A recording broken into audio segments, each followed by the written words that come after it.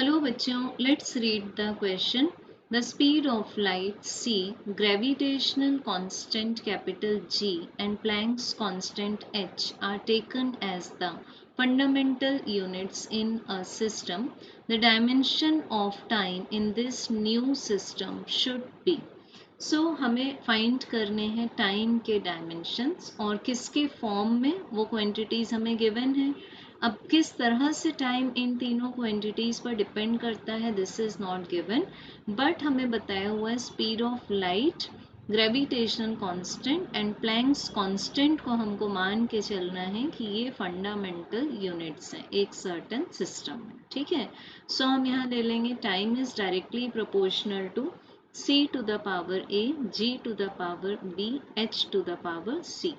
इसको हम मान लेंगे t directly proportional to c to the power a, g to the power b, h to the power c, equation number 1. अब ये जो तीनों क्वांटिटीज हैं हमारे पास जिनको हम मान रहे हैं फंडामेंटल यूनिट्स, इनके हम डायमेंशनल फॉर्मूले निकाल लेंगे. स्पीड ऑफ लाइट तो सेम स्पीड होगा, तो this will be L1 t minus 1.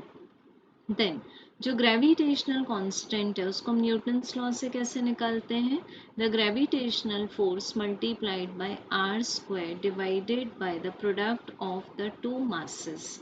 ये आ जाएगा फोर्स का डायमेंशंस mL(T)-2, आर स्क्वायर के लिए एल स्क्वायर और m1 m2 के लिए m स्क्वायर. तो यहाँ से हमें g का डायमेंशंस मिल जाते हैं m-1 L3T-2. तो ये हमें C और G के मिल चुके हैं. अब फाइंड करेंगे हम H के डायमेंशंस. तो H means Planck's constant is energy divided by frequency.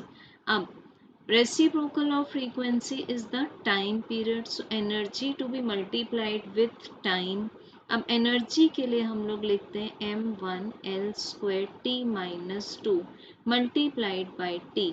तो हमें प्लैंक्स कांस्टेंट के डायमेंशंस मिल जाते हैं mL² T-1. तो ये तीनों डायमेंशंस मिल गए. अब इनको पुट कर देंगे हम लोग इक्वेशन नंबर 1 में. Let's proceed. अब हमें क्या मिलेगा, T is directly proportional to L1 T-1 to the power A. Then G के लिए यूज करेंगे m-1 L3 T-2 और इसकी पावर है B. और नेक्स्ट हम यूज करेंगे H के लिए m L² T-1 और इसकी पावर आ गई C. अब राइट साइड में हम सभी पावर्स को डिस्ट्रीब्यूट कर देंगे. L to the power A, T minus A, M minus B, L 3B, T minus 2B, M C, L 2C and T minus C. ठीक, अब बिकॉज जो सेम बेस होंगे तो उनकी पावर्स ऐड हो जाएंगी और इस T के लिए हम लोग लिखते हैं dimensionally T1. So this is directly proportional to L to the power A plus 3B plus 2C, T to the power minus A minus 2B minus C and M to the power minus B plus C. अब जब हम left and right sides को compare करते हैं तो हमें left side में m की कोई भी टर्म नहीं मिलती. We can write minus b plus c equals to 0. तो यहाँ से मिल जाएगा b इक्वल्स टू c और इसको लेंगे हम इक्वेशन नंबर 2. अब चेक करते हैं हम लोग t की पावर. तो t की पावर लेफ्ट साइड में है 1, तो हम पुट कर सकते हैं -a minus 2b minus c equals to 1. अब b के प्लेस पर पुट कर देंगे c. So this will be -a minus 2c minus c equals to 1. तो यहाँ से हमें नेक्स्ट इक्वेशन मिला -a minus 3c equals to 1. इसको मान लेते हैं हम इक्वेशन नंबर 3.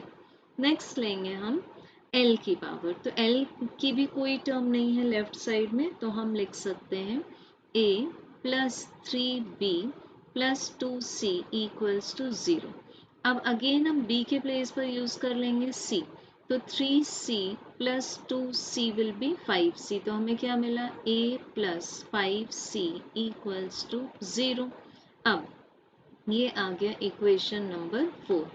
अब जब हम इक्वेशन 3 एंड 4 को ऐड करेंगे तो हमें मिल जाएगा 5c minus 3c equals to 1. सो यहाँ से मिल जाते हैं c की वैल्यू हाफ. तो c की वैल्यू अगर हाफ है तो b की वैल्यू भी हाफ होगी. सो ये मिल गई हमें b एंड c की वैल्यूज. और जब इक्वेशन 4 में हम c की वैल्यू को यूज करेंगे तो हमें a की वैल्यू मिल जाएगी -5/2. तो we have got all three values a, b and c. तो अब इनको जब यूज करेंगे हम इक्वेशन नंबर 1 में. इक्वेशन 1 क्या था? t directly proportional to c to the power a, g to the power b, h to the power c.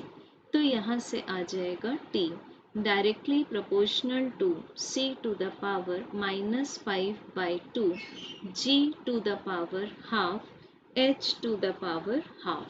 सो इसको जब हम मैच करते हैं option wise, we get correct answer as option number 1. Thank you.